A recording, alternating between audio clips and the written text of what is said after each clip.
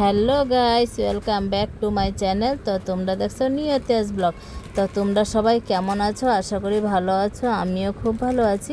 তো আজকে কিন্তু আমি বাবু পাশের থেকে কথা বলো না, বয়স দিচ্ছি তো। তা আজকে কিন্তু আমি সারাদিন মানে সমস্ত কাজ করে নিয়েছি, সমস্ত কাজ টাজ করে তা ভাবলাম যে আমি তালের বড়া করব। তো তালের বড়া করব, তোমাদের সঙ্গে শেয়ার করব না সেটা তো হয় না, তাই না?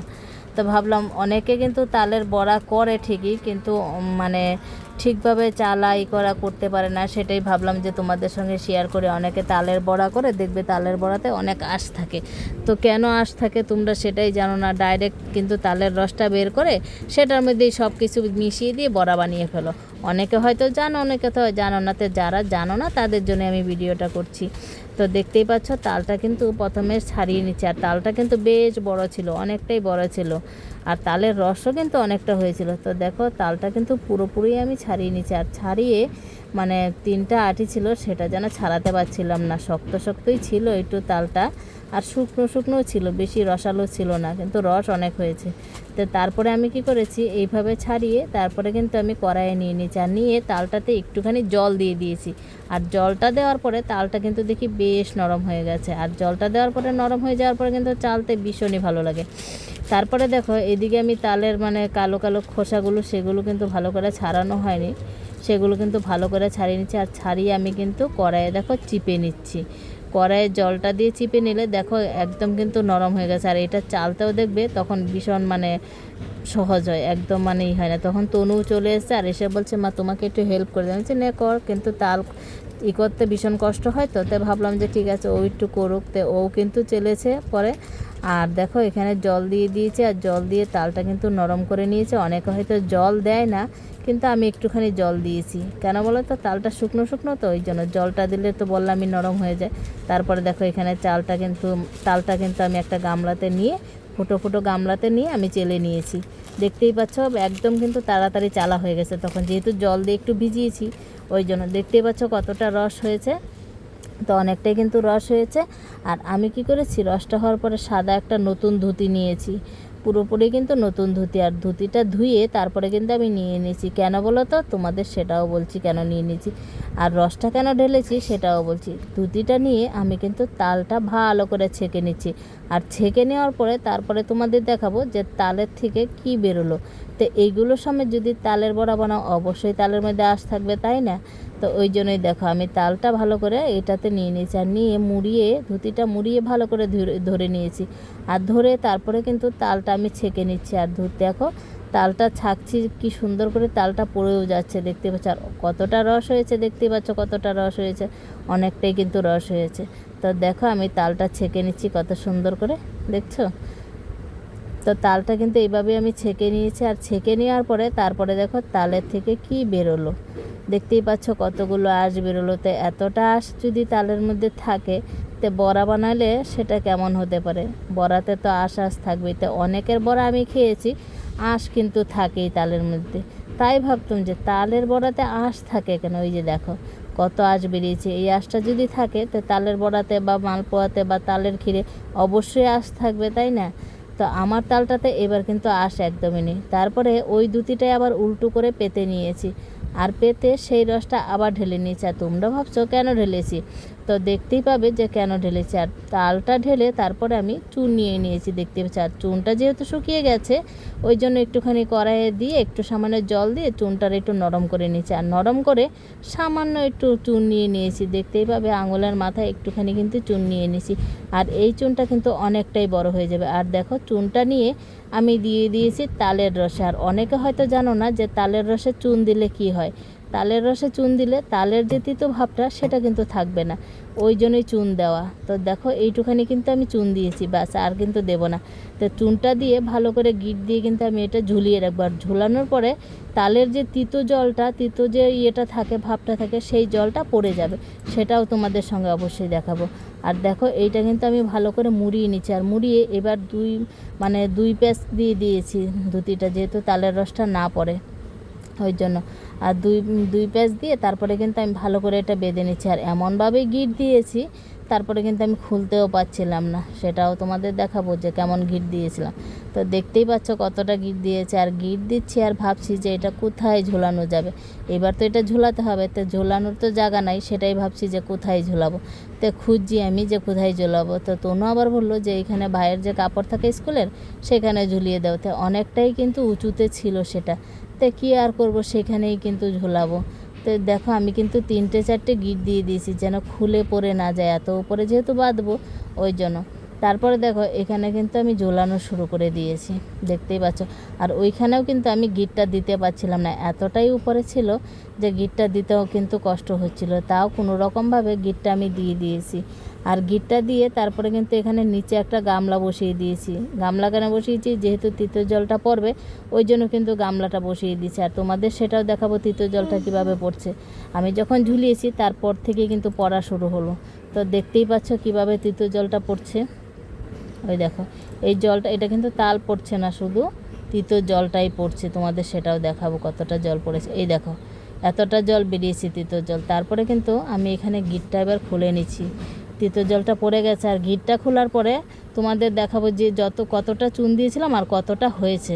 আর গিটগুলো তো দেখতেই পাচ্ছ কতগুলো গিট দিয়েছি, সেটা কিন্তু খুলতেও পারছিলাম না, মানে কোন দিক থেকে কোন দিয়ে গিট দিয়েছি খালি খুঁজে বেড়াচ্ছিলাম। তারপরে কিন্তু গিটগুলো খুলে নিয়েছি। আর খুলে দেখো এইবার আমি চুনের গুলাটা খুঁজছি। চুনটা কিন্তু একসাথে মানে একটা জায়গায় গুটি হয়ে গেছে, ওই যে দেখতেই পাচ্ছ এতটা সুন্দর, এত বড়, এতটা সুন্দর গুটি হয়েছে চুনের। আর সেটাও তোমাদের ভেঙে আমি দেখাবো এখন। তো দেখো কতটা বড় হয়েছে, দেখতেই পাচ্ছ চুনটা। তো এই চুনের জন্যই কিন্তু তিতো জলটা পড়ে গেছে। আর তালটা আর তিতো লাগবে না। ক্ষীর বানাও, পাটিসাপটা বানাও, মালপোয়া বানাও, বড়া বানাও, যেটাই বানাও না কেন তিতো কিন্তু আর লাগবে না। আর নাহলে দেখবে অনেকটাই তিতো লাগে তালের রস। বড়া বানালেও তিতো লাগে, আর যেটাই বানাও ক্ষীর বানালেও তিতো লাগে। তো দেখো এতটা কিন্তু রস হয়েছে, বেশ অনেকটাই রস হয়েছে কিন্তু।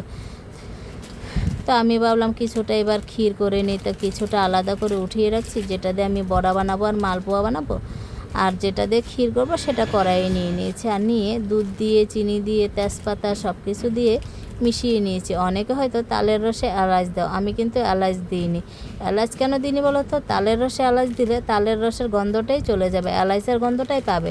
তো তালের গন্ধটা কি পাবে, তাই না? ওই জন্য কিন্তু আমি এলাচ দিইনি, শুধু তেজপাতা দিয়ে, চিনি দিয়ে, দুধ দিয়ে মিশিয়ে এইবার আমি তালের ক্ষীরটা বসিয়ে দিয়েছি। আর তালের ক্ষীরটা বসানোর পরে এতটাই মানে ফুটে উঠছিল যেন সারা গায়ে পড়বে। তারপরে কিন্তু এটা আমি ঢেকে ঢেকেই করছিলাম, কেন বলতো গায়ের মধ্যে ছিটে ছিটে পড়ছিল। আর ভয়ও লাগছিল যে গায়ে ছিটে ছিটে পড়ছে, এবার পুড়ে না যায় গা। তারপরে দেখো প্রায় কিন্তু তালের ক্ষীরটা হয়েই এসছে। তো আমি কিন্তু এখানে ঢেকেই দিয়েছি না পেরে। ঢেকে দেওয়ার পরে তারপরে কিন্তু তালের ক্ষীরটা হয়ে গেছে। তারপরে আমি এদিকে এবার যে বাকি রসটা রেখেছিলাম সেই রসটাকে আমি এবার রেডি করে নেব। কিছুটা মালপোয়া বানাবো আর কিছুটা বড়া বানাবো, সেটার জন্য আমি রেডি করে নেব। তো এখানে মানে দুধ ছিল যে সসপ্যানটা, সেই দুধের মধ্যে দিয়ে দিলাম মানে তালের রস। আর তালের রসটা দিয়ে দুটোতেই কিন্তু দুধ দিয়েছি, ওইটা তো এটা তো দুটোতেই দুধ দিয়েই মেখেছি অল্প সামান্য, বেশি তো লাগে না, যেহেতু তালের রসের বড়া বেশি তো দুধ লাগে না ওই জন্য। তো তারপরে দিয়ে দিয়েছি চালের গুঁড়া, দুটোতেই কিন্তু চালের গুঁড়া দিয়ে দিয়েছি, দেখতেই পাচ্ছ। আর তারপরে দিয়ে দিয়েছি আমি আটা, দুটোতেই আটা দিয়েছি। আমি কিন্তু এখানে ময়দা দিইনি, শুধু আটা, চালের গুঁড়া আর সুজি দিয়েছি। আর অনেকে হয়তো সুজিটা ভিজিয়ে রাখে না, এমনিতেই ডাইরেক্ট দিয়ে দেয়। আমি কিন্তু আগে থেকেই সুজিটা ভিজিয়ে রেখেছিলাম, দেখতেই পাচ্ছ। তারপরে দিয়ে দিলাম সুজিটা, আর সুজিটা দিয়ে তারপরে কিন্তু এখানে চিনিও দিয়ে দিয়েছি। আর চিনিটা দিয়ে ভালো করে সুন্দর করে মিশিয়ে নেব। তো প্রথমে কিন্তু আমি চামচ দিয়ে মিশিয়ে নিচ্ছিলাম, তারপরে দেখলাম যে না, এটা তো চামচ দিয়ে মিশানো যাচ্ছে না, ভালো হবে না মিশানোটা। তো তারপরে কি করলাম, দেখলাম যে একটু মিষ্টিটাও কম হয়েছে, তো আমি কিন্তু আর একটু চিনি দিয়ে দিলাম। আর চিনিটা দিয়ে পরে দেখলাম যে হাতেই মাখতে হবে। তো এটা কিন্তু ভালো করে তারপরে কিন্তু আমি হাতেই মেখে নিচ্ছি। আর হাতে মাখানোর পরে তখন কিন্তু খুব সুন্দর হয়ে গেছিলো আর সহজ হয়ে গেছিলো একদম। একদম তালের বড়ার মানে মাখাটা একদম রেডি হয়ে গেছে। এইবার আমি মালপোয়াটা করে নেব। তো তালের বড়াটা তো জানো একটু মাখা মাখা হয়, আর যেটা মানে মালপোয়াটা হবে সেটা কিন্তু একটু পাতলা হবে। ওইটা তারপরে মেখে নিচ্ছি, যে মালপোয়াটা রেডি করে নিচ্ছি। আর মালপোয়াটা একটু মেখে রাখলে না তখন মালপোয়াগুলো ভালো হয়, ওই জন্য। তারপরে দেখো এখানে মেখে টেখে কিন্তু আমি 2-4 মিনিট রেখেও দিয়েছিলাম। আর চিনিটা এতটাই বড় দানা ছিল, একটু না রাখলে চিনিটাও গলবে না।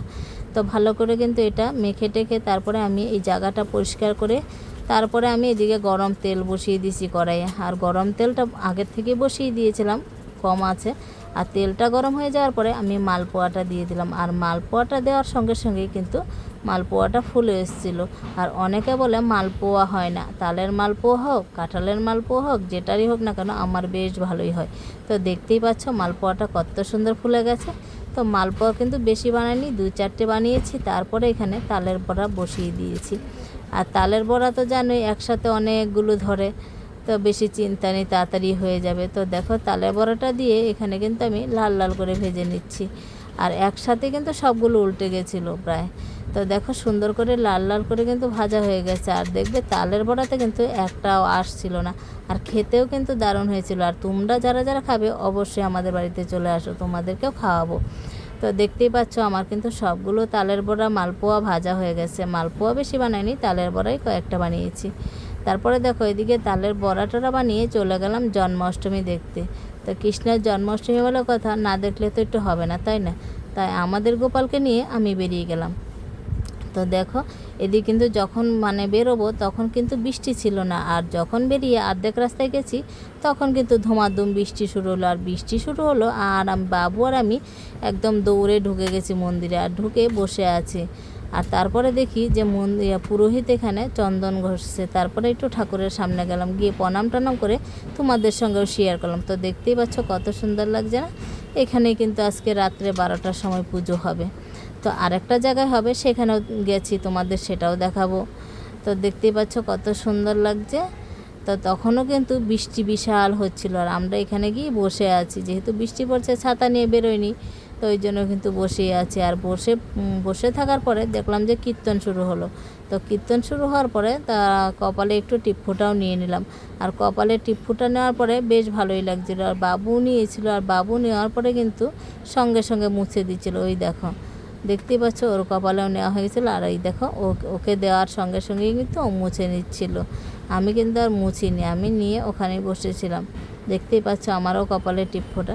তারপরে দেখো এখানে বসে এইখানে সব এই যে কীর্তন টীর্তন হচ্ছিলো।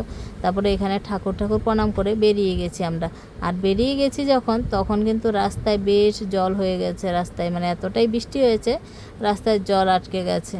তো দেখতেই পাচ্ছ রাস্তাঘাট ভিজে, তখনও কিন্তু পিটপিট করে বৃষ্টি পড়ছিল, 1-2 ফোঁটা করে। দেখো রাস্তায় জল দেখেছো, দেখতেই পাচ্ছ। তারপরে চলে গেছি এই দেখো আর একটা গোপাল। তো এই গোপালটা তো অসাধারণ, এটা দেখতেই পাচ্ছ কত সুন্দর হয়েছে। দোলনায় গোপাল দুলছে, আর দেখো কত সুন্দর লাগছে। আর এখানে প্রচুর লোকজনও ছিল। আর গিয়ে দেখি এখানে পুজো শেষ, অঞ্জলিও শেষ, প্রসাদ বিতরণ হচ্ছিল। তো আমি আর প্রসাদ নিইনি, কেন বলো তো, প্রচুর ভিড় ছিল প্রসাদের এখানে, ওই জন্য আমি আর প্রসাদ নিইনি।